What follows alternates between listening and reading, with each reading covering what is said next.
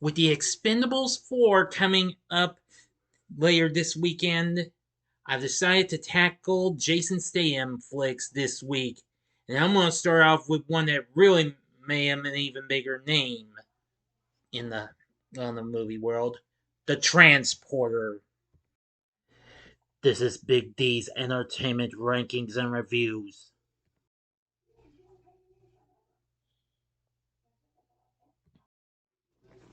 So, greetings, my fellow YouTubers, and welcome to Big D's Entertainment Rankings and Reviews.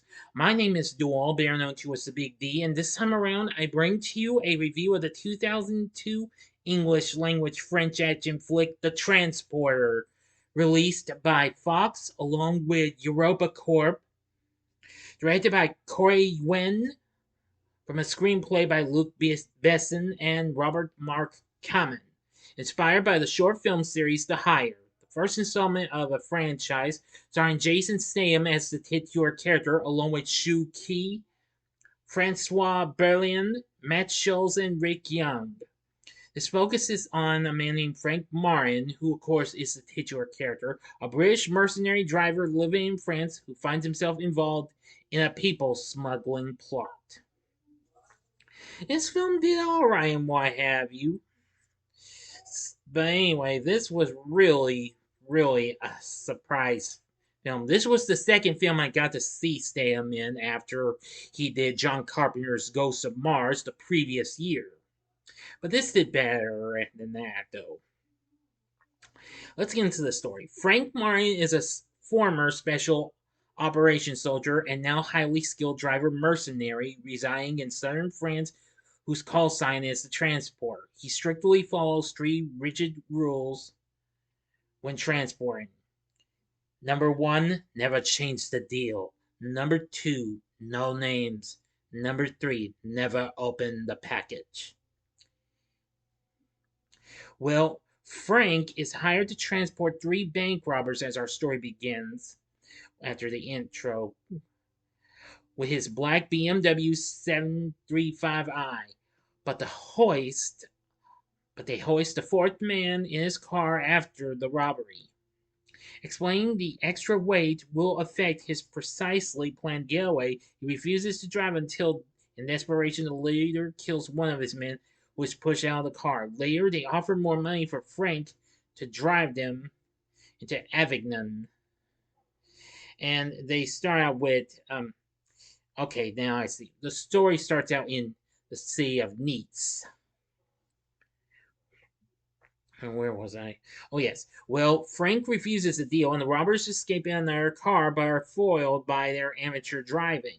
At Frank's villa on the French Riviera, local police inspector Tarkani questions Frank about the black BMW that fled the scene of the robbery, which Frank was the getaway driver. Lacking any real proof, Tarkani leaves. Frank is then hired to deliver a package of 50 kilograms to an American, Darren Betancourt, aka Wall Street. The package is loaded into Frank's trunk. While changing a flat tire, Frank notices the package moving. Realizing a person is inside, he violates his third rule in order to give the person something to drink. He discovers a woman tied up and gagged. She attempts to escape, but Frank recaptures her and returns her to the trunk, along with two policemen who spot them. Frank delivers the package to Wall Street as promised and agrees to another job transporting a briefcase. As Frank stops to buy drinks for the cops in his trunk, a bomb hidden in the briefcase explodes. Out for vengeance, Frank returns to Wall Street's villa where he kills and wounds several henchmen. Frank then steals a car, a Mercedes Benz S Class, to get away, only to find the package bound and gagged in the back seat. He brings the young woman, whose name is Lai, back to his house. Wall Street visits one of his surviving men in the hospital in order to determine who attacked his residence. Before killing the man after discovering that Frank is alive, the next day, Tarkani arrives and asks about Frank's car, which Frank claims was stolen. Lai supports Frank's alibi by introducing herself as his new cooking girlfriend. Tarkani again with no concrete evidence. Shortly after, Wall Street's hitmen fire missiles and automatic weapons down on the house. Frank and Lai barely escape through an underwater passage to a nearby safe house. Later, while being questioned at the police station, Lai accesses Tarkani's computer to find information on Wall Street. Frank, presumably dead by Wall Street, wants to rebuild his villa and start a new life, and advises Lai to do so too before she tells him that Wall Street is a human trafficker. With 400 Chinese trapped in shipping containers, including her family, Lai and Frank go to Wall Street's office, where Wall Street reveals that Lai's father, Mr. Kwai, is also a human trafficker and Wall Street's partner in crime. Kwai arrives and his henchmen subdue Frank. When Tarkani arrives, Kwai and Wall Street accuse Frank of kidnapping Lai. Now for the ending. You know the procedure. You have 5 seconds to stop this video. Go to the description box below. Fast forward to the time below. As I count down, if you've seen the movie already, please continue. Okay, you've been warned.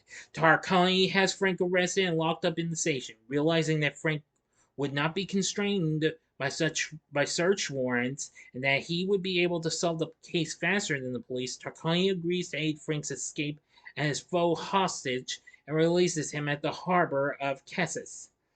Frank then tracks the criminals to the docks of Marseille, where they load the containers onto trucks. However, Frank is spotted and forced to fight his way through the guards and fails to stop the trucks. He then steals an old car and makes chase at dawn before it breaks down on a small country road. He then commandeers a small airplane from a farmer and follows the highway to the trucks, where he parachutes onto one of them.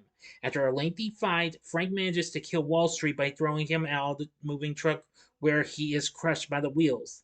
Now, in the American version, Wall Street is simply thrown out of the truck to be arrested, only to be ambushed by Clyde once he gets out of the truck, where he is marched to a cliff edge.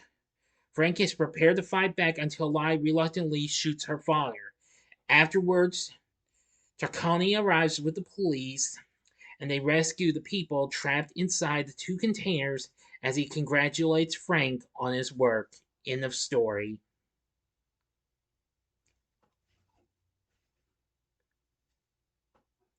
So, what did I think of The Transporter? Well, I thought it was pretty good and what have you. I haven't seen this film in a long time, nor its sequels either.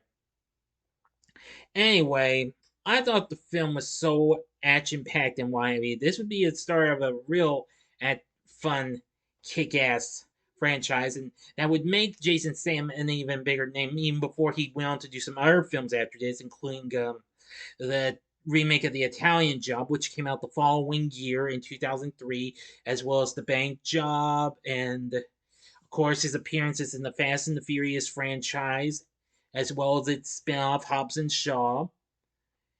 Anyway, I think this was just so cool and what have you. It got mixed reviews from critics, which they praised the action sequences and Statham's performance. Which I agree. Jason Statham did one hell of a job in playing Frank Martin, the transporter. He was so awesome. Shu Qi plays Lai, and she's pretty good. Francois Berleand plays Inspector Tarkani, and I'd say he was good too. Matt Schulze plays Darren Wall Street Bettencourt.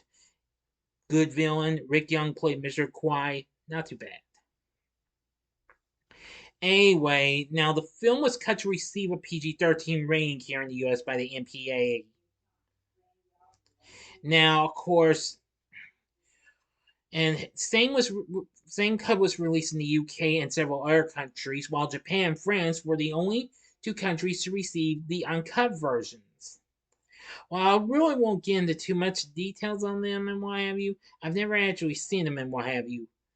But they can be found on the North American DVD, but with no audio, however, in a section of extended fight sequences. I hope those look good and what have you. Anyway, the film is currently at 54% on Rotten Tomatoes, saying that the film delivers the action at the expense of coherent storytelling. Well, I agree. The story was fine and what have you, but again, the action and Statham's performance, incredible. The LA Times complimented the action by saying, Statham certainly seems equipped to develop into a mid-weight alternative to Vin Diesel. That's particularly true if he keeps working with director Corey Wen, a Hong Kong action veteran whose talent for hand-to-hand mayhem is truly something to see. But Roger Ebert said that too much action brings the movie to a dead standstill, and the Houston Chronicle said it's junk with a capital J. The sooner you realize that, the more quickly you can settle down to enjoying it. Well, I will say this film was just so action packed and what have you.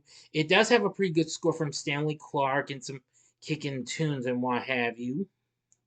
And again, the cast is good and what have you. Like I said, the story was fine as it is and what have you, but the action sequences were good though. The film went on to make 43 million worldwide.